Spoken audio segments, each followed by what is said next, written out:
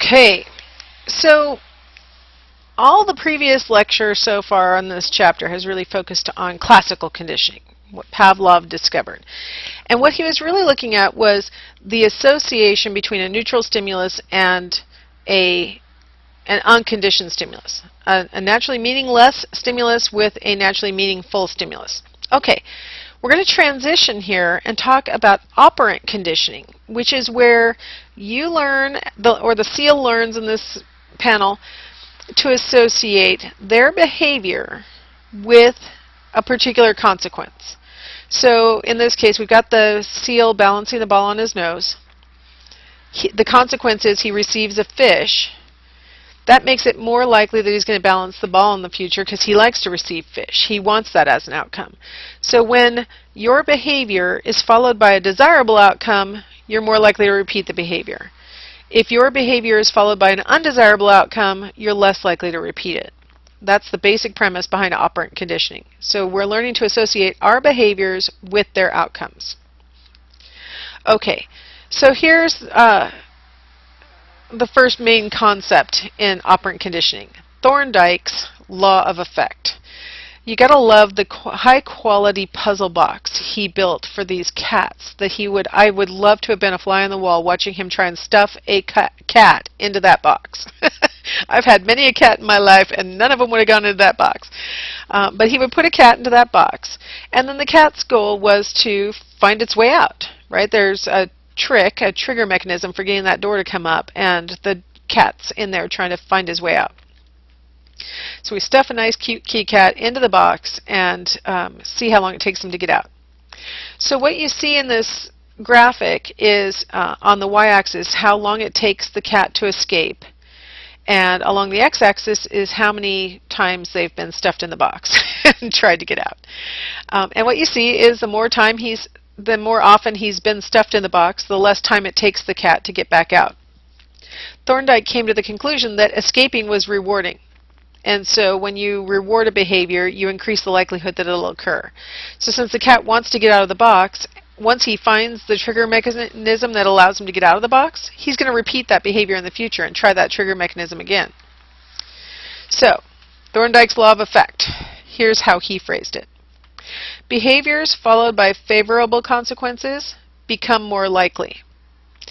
And behaviors followed by unfavorable consequences become less likely. So when you have a cat who wants out, we'll assume out is the favorable consequence. So you stuff the cat in the box. He wants out.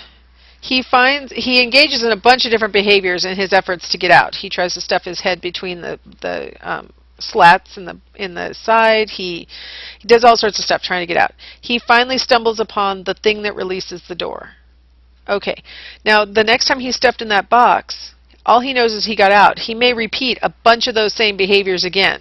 It's kind of a superstitious thing that we do. We don't know which one was the behavior that resulted in our desirable outcome, so we do a bunch of the behaviors again.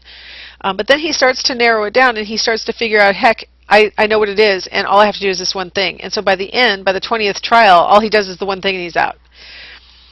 Desirable outcomes, favorable outcomes, lead us to do the behaviors that led up to those more often. Undesirable outcomes make us want to avoid those behaviors in the future. Okay, so Thorndike had a big influence on this guy, B.F. Skinner, top right corner, not the rat, the man.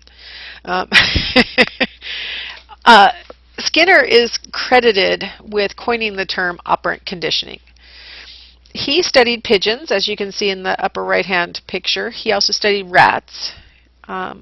He was pretty big on those animals. Other researchers looked at chickens, others looked at dogs, stuff like that. Skinner liked the small, easy to take care of animals, so he had lots of pigeons and lots of rats. The rat is in a Skinner box in this picture, and Skinner boxes could be used for rats or pigeons. He also tried to use a Skinner box on his daughter. And you can see what's in a Skinner box. There's a bar for the rat to respond. When it was set up for a pigeon, instead of a bar to push, because biological predispositions, pigeons don't have arms, so they don't really press levers, but they can peck. And so instead of having a bar when it was a pigeon in a Skinner box, he had a little panel for the pigeon to peck at, and that was the roughly equivalent to pushing a bar for a pigeon. So you got a bar to press if you're a rat, you got a panel to peck if you're a pigeon. You got the food dispenser for the rewards to be doled out, and water, sometimes they would give them sweetened water, because rats really like sweetened water. And then you had different ways of cueing the rat that the trial was about to end. We could flash a light to let them know, or say, make a sound with the speaker. Now in this picture, you'll notice it has a solid floor. In reality, Skinner boxes had wire mesh bottoms, because not only do we want to be able to give desirable consequences like food or sweetened water, we also want to deliver undesirable consequences like a mild electric shock, so that we can give things that the rat doesn't want to have happen.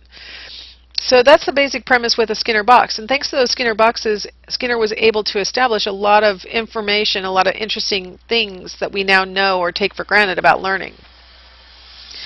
Okay, so you've probably used the word reinforcer, and you know basically what it means. A reinforcer, in the official learning terms, is any outcome that strengthens the behavior that it follows. You could think of it as being analogous to the word reward, in as much as rewards make you want to repeat the behavior that led up to the reward, right? So any outcome that strengthens the behavior that it follows. Now there are different ways to implement reinforcers. There are positive reinforcers, which is where you're going to add a desirable stimulus. So it's kind of what you think of as the classical reinforcement, where we give you something you want. It could be giving you a hug, right? Humans like hugs. Dogs like to be petted. Workers like to receive paychecks. Meerkats like to stand in front of the heat lamp. Children like candy. These are all things that could be used as positive reinforcements for desirable behaviors. So if the learner does something we like, we might give them one of these outcomes, because it increases the likelihood that they'll do the behavior again. Now, one of the things that you have to be really careful of when you're establishing a positive reinforcement for a learner is keep in mind Thorndike's law of effect. You might think it's a reinforcement, and so you give it to your learner as a reward for doing the behavior you liked, and then they don't do the behavior again in the future, or the behavior doesn't increase. And you're like, why are they not behaving the way I expected? I rewarded the behavior. It could be that for that learner it's not a reinforcement. Like, that child may not work for standing underneath the heat lamp, right? You can't take a meerkat's reward and give it to a child. You couldn't take a reward that I might like and give it to somebody else. Like for me, not all the time, but on special occasion kinds of things in small doses, I like black licorice. I really do. I like black licorice. My dad always gives me like 2-pound bags, and it's like, oh, Dad, I'm not going to be able to finish this bag. I don't like it that much. But I could binge on it for a couple of days. I like black licorice. If I wanted to reward your test-taking behavior, everybody who gets A's gets a pound of black licorice, and because I know how rewarding black licorice is, I want to watch you eat some. I want to watch you enjoy it. Isn't it good? Oh, I got the good stuff from Australia that's really licoricey. Oh, that's the good stuff, right? Not everybody's going to find that to be a reinforcer. So you've got to follow Thorndike's law of effect. If you dole out an outcome and it does not increase the rate of responding, you did not reinforce it. Okay, so positive reinforcement is going to be adding a desirable stimulus, a desirable outcome. You can think of positive and negative as being mathematical symbols. Positive is going to be adding. Negative reinforcement is going to be taking something away. A lot of people mistakenly use the phrase negative reinforcement when they mean punishment. The word reinforcement by definition means that you're not talking about a punishment. In negative reinforcement, we are going to subtract. We're going to remove an aversive stimulus. Something that the learner doesn't like is going to stop if they do what we want. So your car wants you to wear your seatbelt.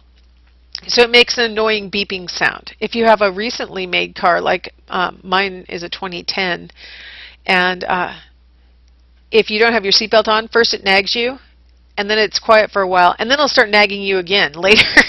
It's like, stop nagging me. My dad's a big fan of not wearing his seatbelt, and periodically my car rats him out. So if you put on your seatbelt, I'll stop making this annoying sound, is basically the premise. I will take away something that you find aversive if you do the thing I want.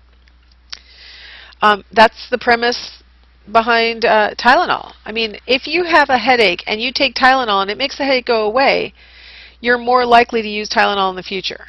So you get reinforced for using Tylenol because it takes away your headache. Now, some of you don't use medicine for headaches. You might try other things like drinking some caffeine or eating something. Like sometimes you get so hungry that you get a headache, so you're like, oh geez, I need to eat something. You might have your series of rituals that you go through to try and make your headache go away. Whatever those rituals are for you, you've been negatively reinforced for those rituals because the ritual has taken the pain away in the past. Using sunblock is a good example because sunblock takes away the probability of a sunburn. So you are negatively reinforced for putting on your sunblock because in the past when you didn't use it, you got a sunburn. When you do use it, you don't get a sunburn. And so you're like, I want to avoid the aversive outcome. I'm going to do the desirable behavior of putting on the sunblock. So the key thing here to remember is that there are two keys. Reinforcement always means that it is producing a desirable outcome. It increases the likelihood that the behavior will be repeated. Positive means you're adding something that the learner wants. Negative means you're taking something away. All right, so shaping behavior. Oh, I didn't want to show you that one because I'm always afraid people will shape me. Shaping is when we're going to guide you toward a behavior that we want you to do by rewarding you for getting closer and closer and closer to the desired behavior. Skinner referred to this as reinforcing successive approximations. Sometimes it's hard to convey to your learner exactly what you want them to do, so you have to sort of bring them closer and closer and closer. That's how they train orcas to do flips at SeaWorld. It's natural for orcas to come out of the water, but not to do it on command. And so they have to reward them for coming out of the water at all. And then once the orca has made the association between coming out of the water and getting a reward, then they can up the ante and say, okay, you're going to have to come higher out of the water to get a reward now. And then they can up it further once the orca learns that. Some classes, these are usually upper division classes, have tried shaping their teachers' behaviors, and it's always funny. I had a group of students once who tried to shape me out of saying all the time, which was productive in one aspect because I did not recognize how often I said and not all that productive in the long run because I still say so it doesn't work perfectly, but yeah, it's always a fun thing to do if you're taking an upper division learning theory class or something like that to try and shape your teacher's behavior. I inadvertently shaped my dog's fence jumping behavior when we lived in Albuquerque. Because when we had gotten the dog, we lived in Sacramento and we had a 6-foot fence in our backyard. Then we moved to Albuquerque and the yard had a 4-foot fence. And we weren't sure if the dog, she was like a border collie mixed with a black lab. So she was like 65 pounds and we didn't know if she could jump 4 feet or not. So we put her in the backyard the first night we lived in the house, and when we got up in the morning she was on the front porch, so we came to the conclusion she could jump a 4-foot fence. So we put up a 5-foot kennel fence just to, we thought she can't jump 5 feet. Well, it took her about a week to finally scale it, but she ultimately was able to jump 5 feet. So then we said, well, she's never jumped 6 feet. That's what she was raised in the first place. So we put up a 6-foot fence, and it took her about a month, but she ultimately now was able to scale 6 feet. And we realized we accidentally shaped her from a dog who couldn't jump 6 feet into a dog who could jump 6 feet by giving her reward, getting out, for successively approximating closer and closer to the desirable behavior. Of course, the desirable behavior from our perspective was not jumping the fence. From her perspective, getting out and being free and doing whatever she wanted was the desirable behavior. It's all in the eye of the beholder, right? So you can do it on purpose and guide your learner towards what you want, and sometimes we do it by accident, by showing by accident what we want our learner to do. All right, so here we have a baby who does not seem to be happy with their meal. Who puts that in front of a baby? Full on seedy bun with vegetables, and the baby's like, where is my applesauce? So temper tantrums. Why do babies engage in them? Why do they stay around so long? If anybody out there who's listening to me who has a 2-year-old or who ever had a 2-year-old knows that temper tantrums happen. From the child's perspective, they get positively reinforced for their temper tantrums oftentimes, because let's say this baby's pitching a fit because she got a whole grain, seedy covered bun and a bunch of vegetables when what she wants is applesauce. She pitches a fit until finally her caregiver gives in and gives her the applesauce. So she literally gets directly reinforced for the tantrum behavior by getting what she wants. Why do we give in? Why does the caregiver give in? Why does mom or dad give in? Because we get negatively reinforced for giving in. The tantrum stops if we'll just give in to it. So if we don't want to have to listen to our baby scream anymore, the best way to do that is to give the baby what it wants. So the baby gets positively reinforced and the parent gets negatively reinforced. It's a nice cycle of all of us getting reinforced and then the parents going, I don't know, why is the baby having so many temper tantrums? Well, because we kind of reward it. And we do it directly and then we get rewarded for it. It makes us happier to give in. It's all a terrible cycle. Ignoring the temper tantrum is the best thing that you can do, but it's really hard in practice when you're out in public and people are looking at you while your baby's flipping out. It's really hard. You've got to have a strong constitution to stand up to the glares of everybody else out in public. Okay, sticking on the theme of reinforcement, why are we willing to work for money? Let's face it, that is paper with ink on it. Why are we willing to work for money? Well, it has one factor in its favor, which is that in our economy, it is a primary reinforcer. Money meets the basic need of the intrinsic desirability. But other than that, it really doesn't do anything else. It doesn't give us directly food. I mean, in a classic economy, we would work for food because we directly need food. Food is a primary reinforcer. We need it. It's inherently reinforcing. Sex is inherently reinforcing. You don't have to learn to like sex. It's natural. Things that are fun, that make us laugh, that would make a chimpanzee laugh, those kinds of things, those are primary reinforcers. Getting attention, positive attention, negative attention, those are primary reinforcers. Having power, those are primary reinforcers. These are things that are intrinsically desirable that meet some kind of basic need. Money, by and large, is really not in that category because it doesn't meet really any of those criteria. Money is what we call a secondary reinforcer. Money is a conditioned reinforcer, something that you have learned is desirable because of its association with a primary reinforcer. Money buys primary reinforcers, so that's why we work for it. Yes, it's a piece of paper with ink on it, a check even more so, right? Totally piece of paper with ink on it. But what it represents is your ability to gain the primary reinforcers, and that's why money's reinforcing. As long as the money gets us the primaries, we understand its value. It's a conditioned reinforcer. You had to learn to value money. Little kids don't value money. There's a great America's Funniest Home Videos clip where the baby had gotten Dad's wallet and he had stuck all the money, all the coins, all the credit cards, his parking pass and his bus pass. Everything had been stuck one by one into the heating register like he was, like the baby was using an ATM. And Dad's like, "Where is all my stuff?" And then they took the heating register off and there's just this pile of all of his belongings down the heating register. Babies don't know inherently what that stuff is. All they know is it's fun to play with or whatever, but it's not money to them. You had to learn the meaningfulness of that. All right, let's go ahead and take a break here. I don't know if you could tell, but my nose is getting stuffed up from my allergies, so I think I'll take a break, and then we'll come back and we'll talk about delayed reinforcers.